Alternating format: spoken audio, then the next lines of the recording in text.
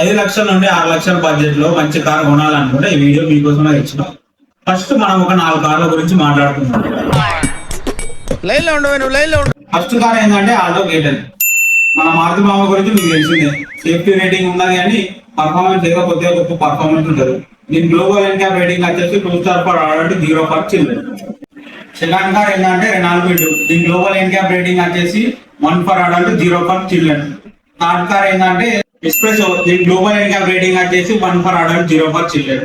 Almost Kwid Espresso రెండు compare చేసుకుంటే performance wise అయినా సరే సేఫ్టీ రేటింగ్ అయినా సరే ఆల్మోస్ట్ ఈక్వల్ ఉంటాయి.